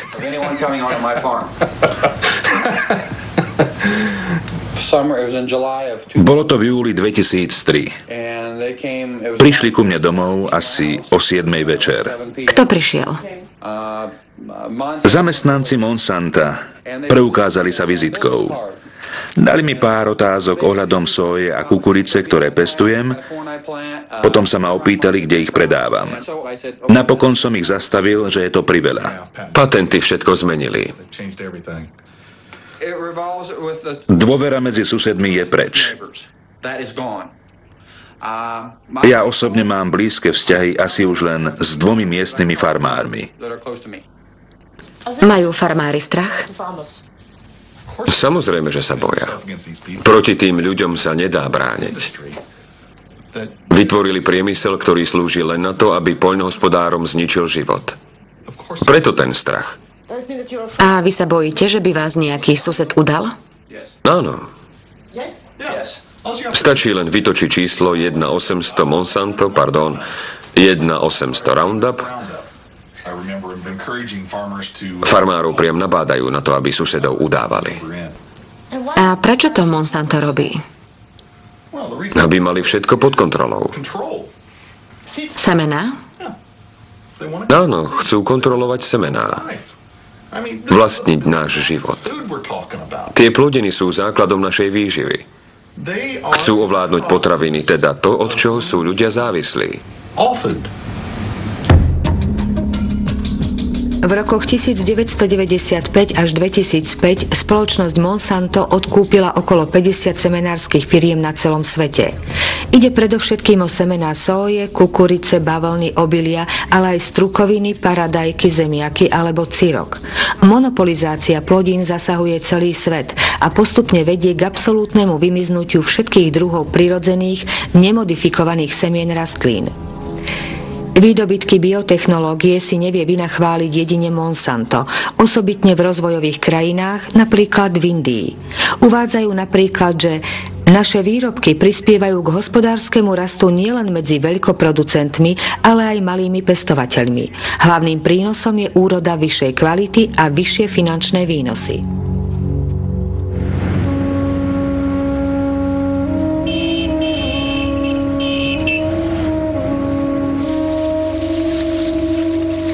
India je tretí najväčší výrobca bavlny na svete. V roku 1999 odkúpila spoločnosť Monsanto hlavnú semenárskú spoločnosť Indie Mahiko. O 2 roky neskôr indická vláda povolila kultúry BT pod značkou Bolgard, ktoré boli vyvinuté na výrobu insekticídu určeného na vyhubenie chrobáka parazitujúceho na bavlne.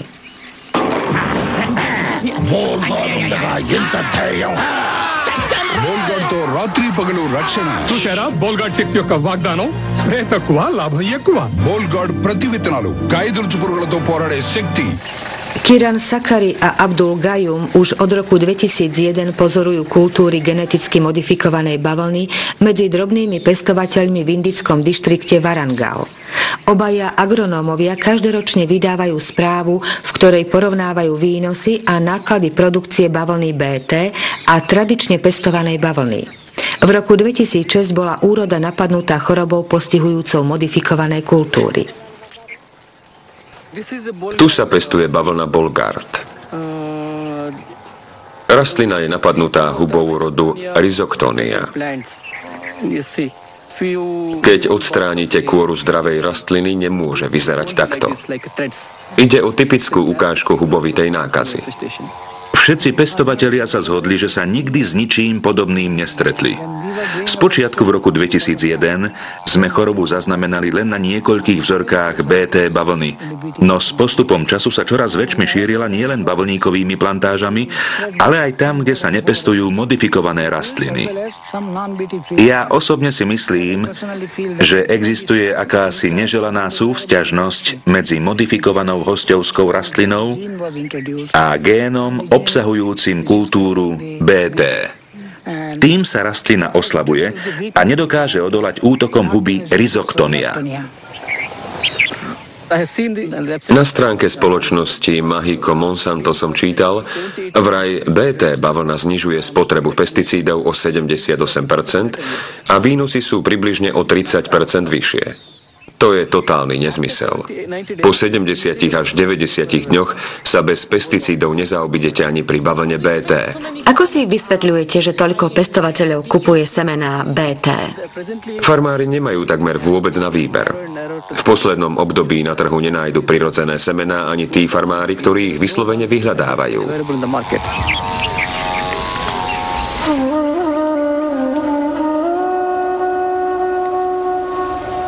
V Indii dnes Monsanto ovláda celý trh s bavlníkovými semenami.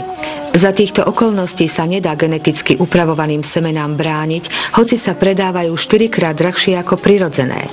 Ak si ich ľudia nemôžu dovoliť, musia ich kupovať na úver za neprimerane vysoké splátky. Ak je úroda slabá, začnú živoriť. Pekelná špirála ničí mnohé indické dediny.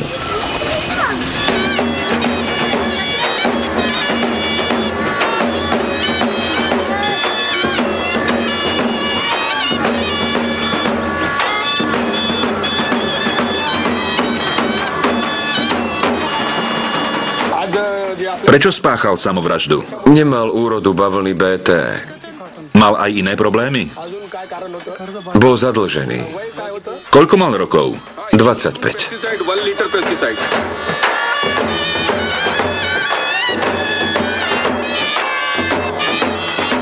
Ako sa zabil?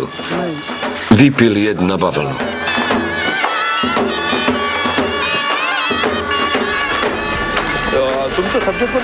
Podobné konce majú ľudské drámy v regióne Vidharva, kam bola bavlna BT zavedená v roku 2005 niekoľkokrát za rok. Fenomén samovrážd pestovateľov bavlny v Indii nie je celkom nový, ale s príchodom geneticky upravovaných plodín sa závratne zvýšil. Tých, ktorí sa odvážia na tento medzinárodný škandál a nerovný zápas miestnych vidiečanov poukázať nahlas, je žalostne málo.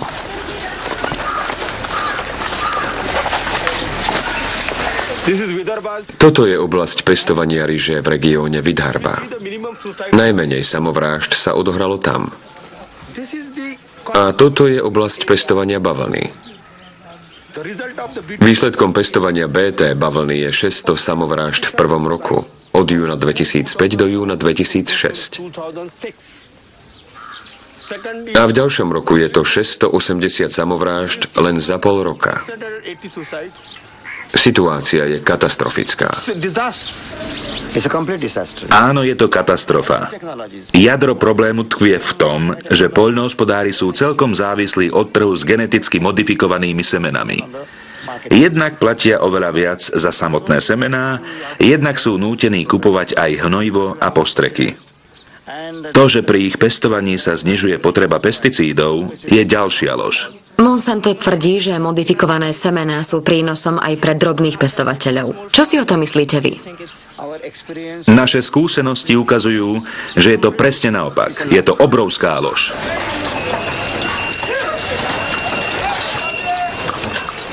V decembri 2006 prepukla veľká zbúra na najväčšom trhu s bavlnou v indickom štáte Maharashtra. 3 dni po nakrúcaní týchto záberov povstali rozhnevaní roľníci a desiatky z nich vrátane Kishora Tiwariho zatkli. Ponúkajú nám za bavlnu veľmi málo. Všetci sú pobúrení. Nakoľko vám vzrástol dlh? 52 000 rupí dlhu. 60 000 rupí. 50 000. 20 000 rupí. Koľký z vás nechcú na budúci rok sadeť bavlnu BT?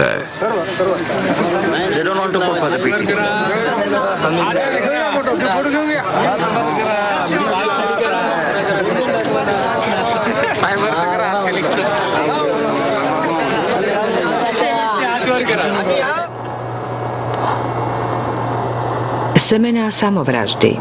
Tak sa volá kniha Indky Vandany Shivy. Táto fyzička, laureátka na alternatívnu Nobelovú cenu, vedie ekonomickú nadáciu a sieť pestovateľov tradičných plodín s názvom Navdania 9 semien.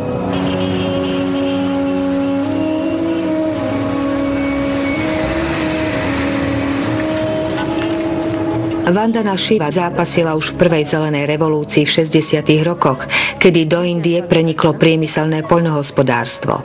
Dnes zásadne odsudzuje to, čo nazýva druhou zelenou revolúciou. Teror spoločnosti Monsanto chránenej patentmi. Prvú zelenú revolúciu viedol verejný sektor, predovšetkým vtedajšie vládne úrady, ktorých cieľom bolo kontrolovanie výskumu. Ale druhá zelená revolúcia je v réžii Monsanta. To je prvý rozdiel. Ďalší veľký rozdiel medzi obomi tkvie v tom, že skrytým cieľom prvej revolúcie síce bolo predávať chemikálie, no prvoradý záujem bol zaobstarať obživu. Išlo o potravinovú istotu. Áno, rástlo menej strukovín, menej olejnatých plodín, ale ľudia mali za to viac ryže a obilia. Lenže druhá zelená revolúcia nemá s potravinovým zabezpečovaním spoločné vôbec nič. Jej jediným cieľom je zisk pre spoločnosť Monsanto. Nič iné. Vždy nám tvrdili, že genetické inžinierstvo je cestou k patentovaniu.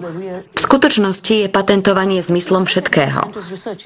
Ak sa pozriete na výskumný plán Monsanta, v súčasnosti testujú gény asi na 22 obilia.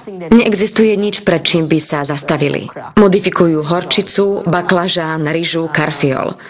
Odkedy presadili normu, že semená sú ich vlastníctvom, môžu vyberať aj licenčné poplatky. A tak budeme od nich všetci závislí pri každom jedinom semiačku, ktoré zasejeme. Ak ovládajú semená rastlín, ovládajú potraviny. A oni to dobre vedia. Je to stratégia, ktorá je silnejšia ako všetky zbrane sveta. Je to najlepší spôsob na ovládanie ľudí na planéte. Na príval kritiky odpovedá Monsanto chladnokrvne a oháňa sa pritom záväzkami uvedenými v oficiálnom texte. Integrita, dialog, transparentnosť, spoločná deľba. Chceme sa veľmi konštruktívne zúčastňovať na procese, v ktorom sa spoločnosti na celom svete pokúšajú hľadať odpovede na najdôležitejšie otázky. Budú naše výrobky bezpečné pre životné prostredie? Akou mierou ovplyvnia biodiverzitu? Ako ovplyvnia iné rastliny, hmyz, vtáctvo? A čo vplyv génov na okolie? Čo sa stane, ak gény preniknú aj do divoko rastúcich rastlín? Pre mňa všetko toto znamená predovšetkým vôľu pozorne a s úctou načúvať všetkým názorom. Z ničoho nič sa Robert Shapiro rozhovoril o veľmi chúlostivej téme, ktorá veľmi živo páli všetkých odporcov modifikovaných plodín, o transgénovej kontaminácii. Monsanto radšej používa termín náhodný výskyt, ktorý je vraj súčasťou prirodzeného poriadku. Geneticky modifikované organizmy už zjavne napadli aj mexickú kukuricu, ako ukazuje štúdia vydaná vo vedeckom časopise Nature, ktorá vyvoláva živú polemiku. Jej autorom je profesor Ignacio Chapela z univerzity v Berkeley. –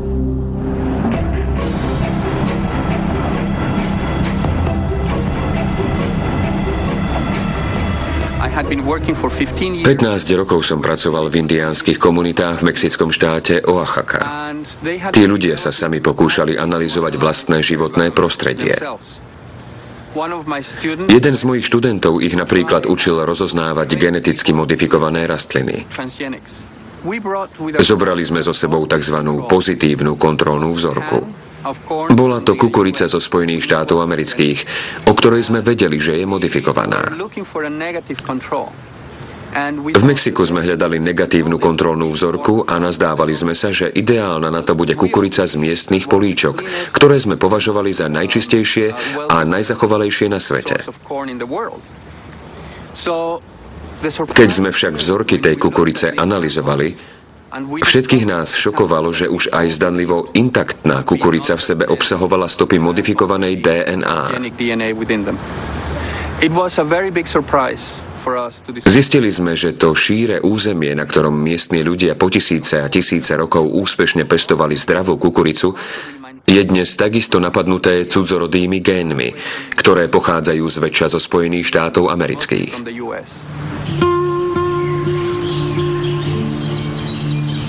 Mexiko je pravlasťou kukurice. Len v regióne Oaxaca na juhu krajiny sa pestuje okolo 150 odrôd tejto výživnej plodiny. Obrovská biodiverzita je svetovou pokladnicou a kukuricu tu oddávna pestujú milióny mexických roľníkov.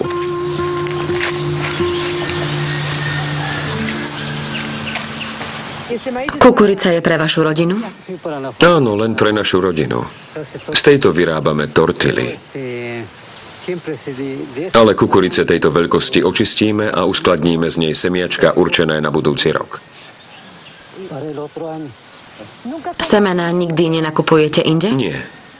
Vymienete si ich? Áno, robíme to tak od pradávna.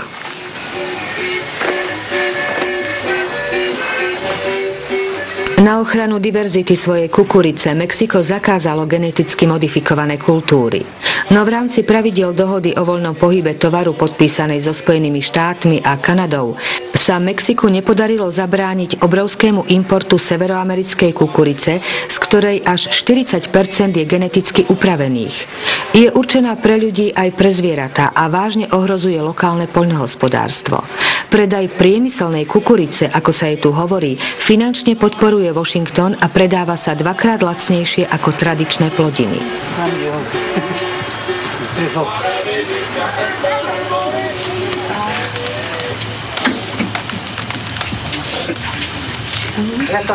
Tortily vždy vyrábate z miestnej kukurice? Áno.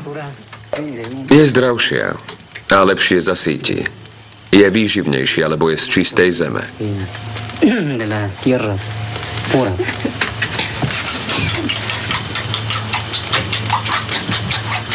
Toto je tmavá kukurica. Kedysi ju pestovali moji starí rodičia. A my ju dnes pestujeme takisto. Pestovala sa aj pred španielskou konkistou? Áno. A dnes tu máme novú konkistu. Akú?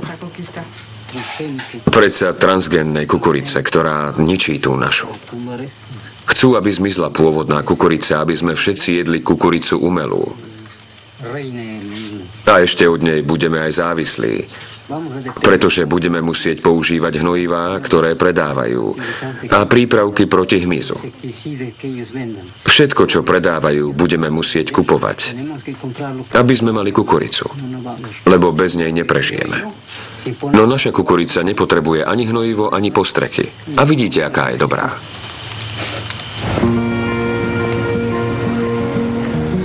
Článok Ignácia Čapelu v časopise Nature rozvíril v Mexiku emócie.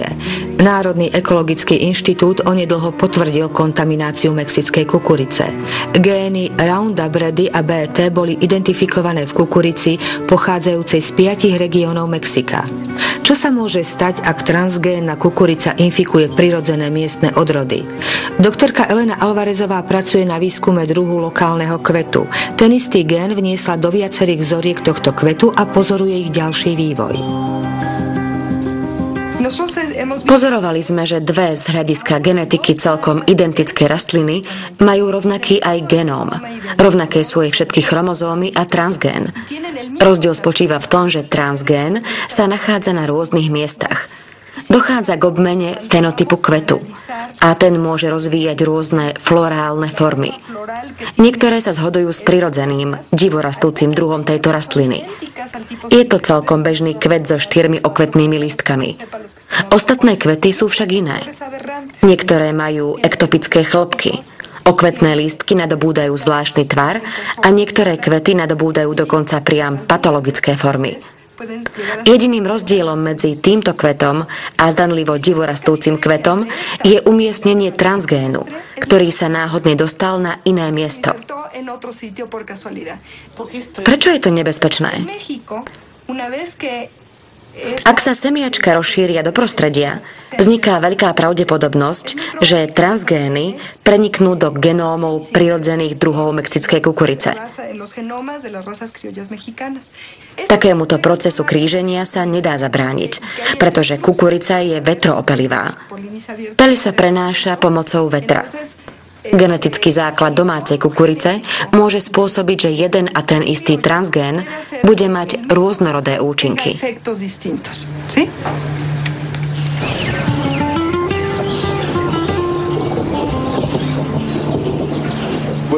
Dobrý deň.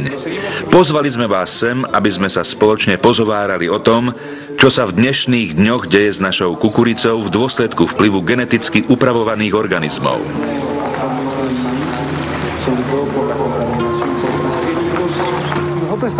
Aldo Morales stojí na čele jednej indiánskej komunity. Už viac ako 10 rokov vedie informačnú kampaň v komunite Uaraka, pretože obavy, ktoré vyslovila doktorka Elena Alvarezová, sa už potvrdili aj v praxi. Teraz vám ukážem niekoľko obrázkov kukuričných rastlín, ktoré pochádzajú z tunajšieho regiónu pri horstve Sierra Juárez. Zaujímalo by nás, či ste ich už videli aj vy.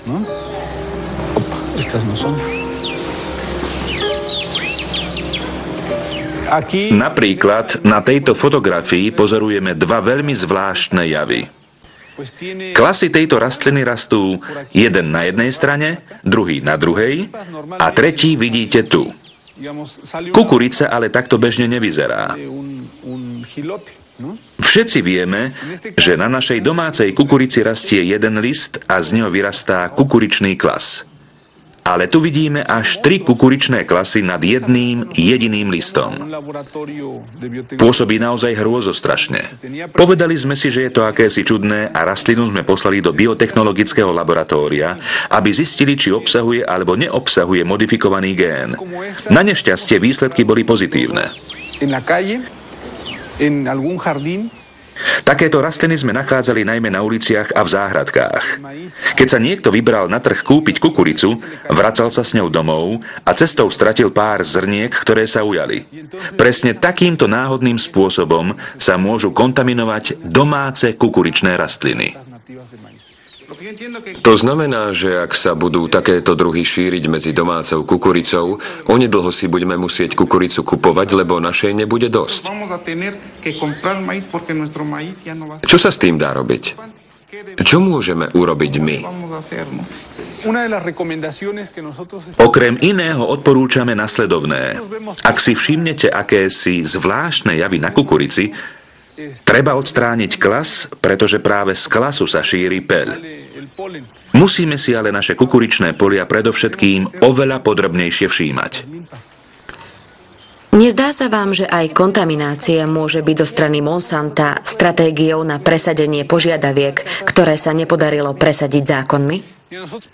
Áno, aj kontaminácia môže byť zámerne vyvolaným javom. Ak sa zamorí miesto pôvodu kukurice, prestane záležať aj na tom, že zamorený je celý zvyšok sveta. Z toho môžu mať úžitok jedine nadnárodné koncerny ako Monsanto. Ako zareagovala spoločnosť Monsanto na článok Ignácia Chapelu o kontaminovanej kukurici v Mexiku? Lesť Monsanta a profesor z Berkeley prepustený zo zamestnania. Podpísaný je Jonathan Matthews, ktorý vedie informačný servis GM Watch na juhu Anglicka zameraný na modifikované potraviny.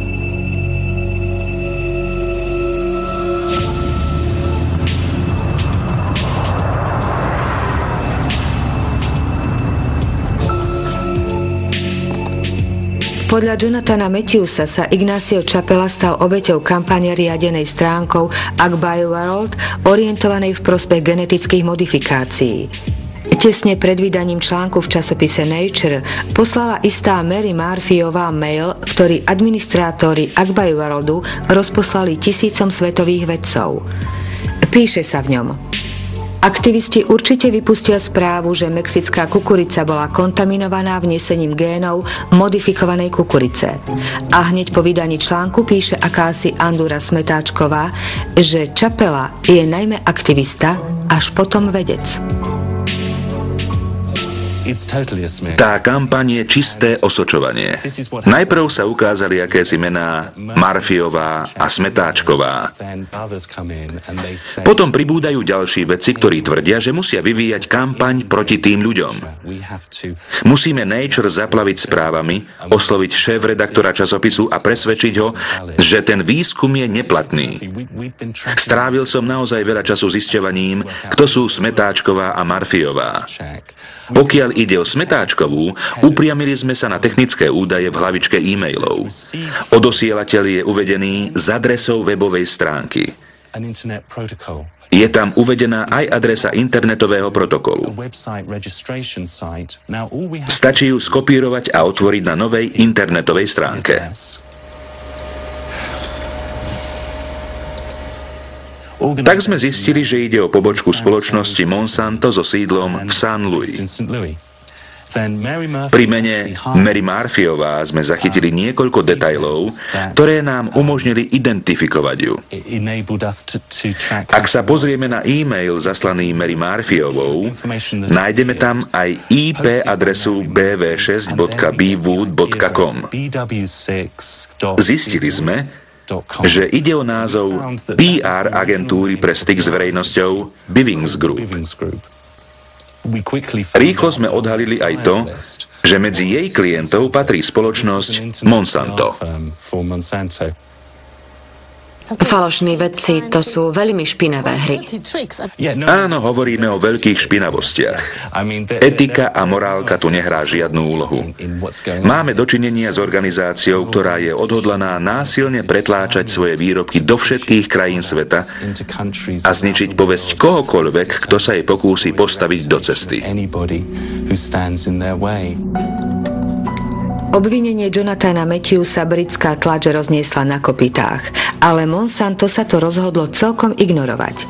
V neodvratnom nutkaní zväčšovania vplyvu spoločnosť horlivo obhajuje svoju víziu geneticky modifikovaného sveta, čo pokladá za riešenie problematiky hladomoru a environmentálneho znečistenia.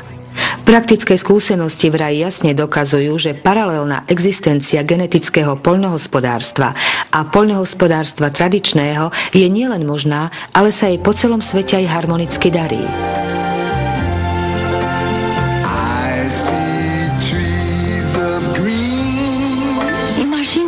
Predstavte si svet, ktorý chráni prírodu.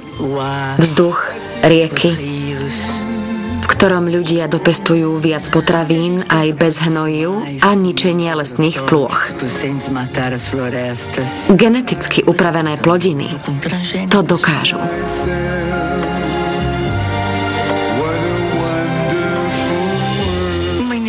Iniciatívu spoločnosti Monsanto podporuje Brazílske združenie pre zdravú výživu.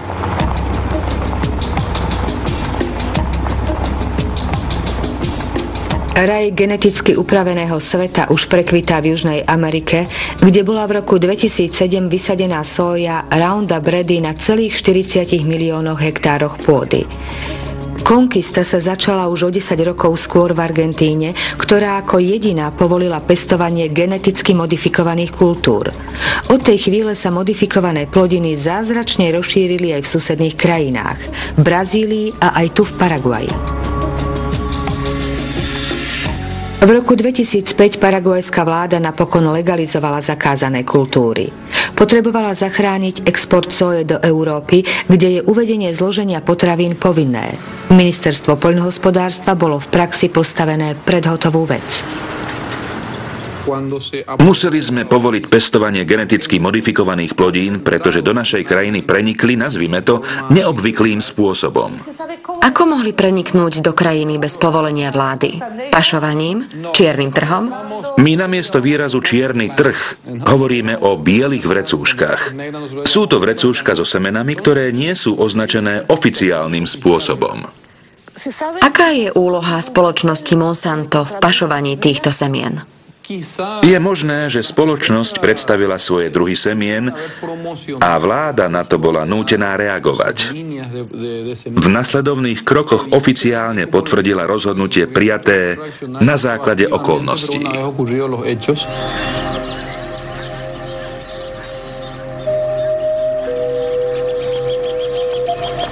Nech sa to udialo akokoľvek, čierna zásielka vykonala pre Monsanto medvediu službu. Od schválenia modifikovaných kultúr spoločnosť dosiahla, že pestovatelia musia za každú tonu soje platiť licenčné poplatky. Tak je to aj v Brazílii. Odvtedy sa v Paraguaji odlesňuje ako po masle a drobní roľníci sa ocitajú na hranici zákona, keď pod hrozbou násilia odmietajú opúšťať svoje malé políčka.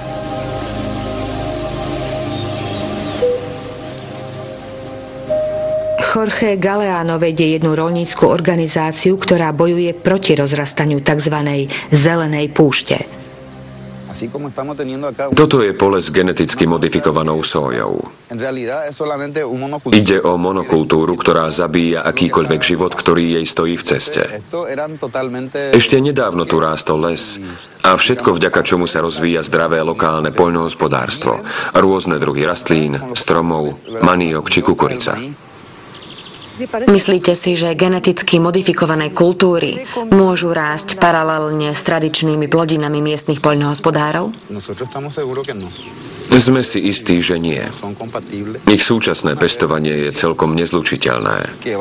Geneticky upravované plodiny sú nástrojom tichej vojny, ktorá postupne ničí vidiecké komunity, rodiny roľníkov a celú biodiverzitu nášho vidieka. Prinášajú len smrť, chudobu a biedu, choroby a zabíjajú všetko, čo potrebujeme pre zdravý život.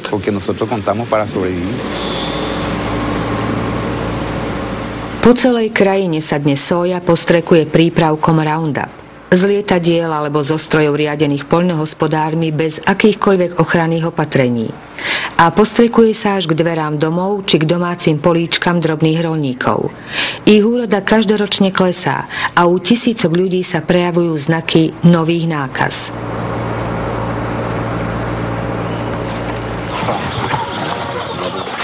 Monsanto je nočnou morou aj pre túto rodinu. Rodičia sa strachujú o svojho syna Pedra, ktorý musí cestou na trh, kde predáva kukuričné posúchy svojej mamy, každodenne prechádzať sójovou plantážou.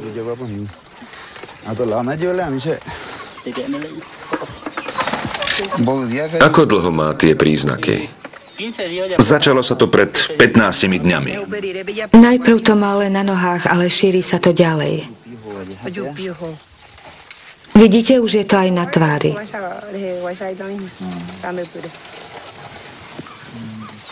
Bolí ťa aj hlava?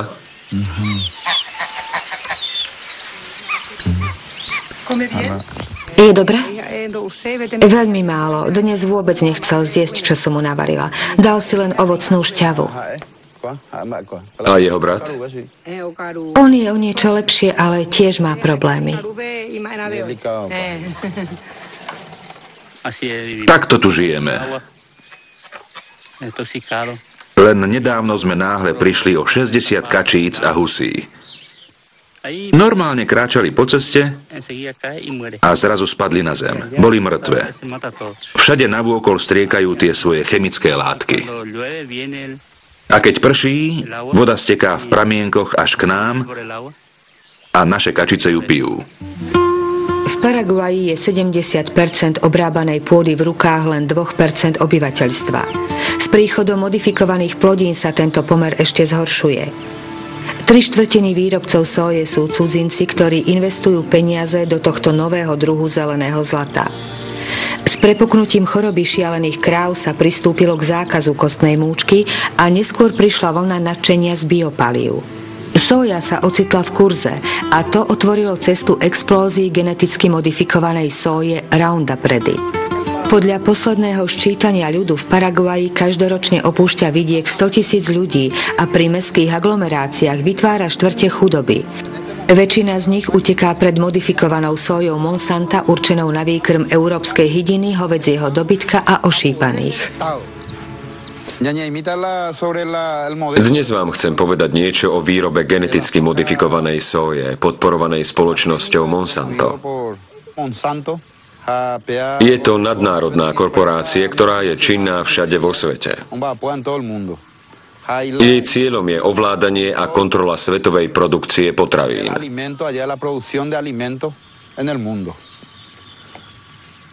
Spôsob, akým to chce docieliť, je poľnohospodárstvo bez poľnohospodárov. Výsledkom je skutočnosť, že nás oberá o potravinovú sebestačnosť. Teda o možnosť uživiť seba samých. O možnosť byť nezávislými. Práve preto hovoríme, že musíme bojovať za našu suverenitu, našu pôdu. Musíme brániť naše komunity, naše rodiny, našu krajinu. Ja a moja rodina sme už žili v meste a nechceme sa tam vrátiť. Chceme ostať tu, lebo v meste si musíte všetko kupovať, dokonca aj jedlo. Tu môžeme jesť, čo chceme a kedy chceme. V meste, ak nemáte peniaze, musíte vyberať kontajnery. Treba už len dodať, že zápas týchto rodín o prežitie sa týka nás všetkých. V roku 2007 zamestnávala spoločnosť Monsanto 18 000 zamestnancov v približne 50 krajinách. Na svetových burzách jej akcie neprestávali stúpať a zisky presahovali miliardové hodnoty. Medzi akcionármi Monsanta sú penzijné fondy, banky, ale aj 100 000 drobných akcionárov.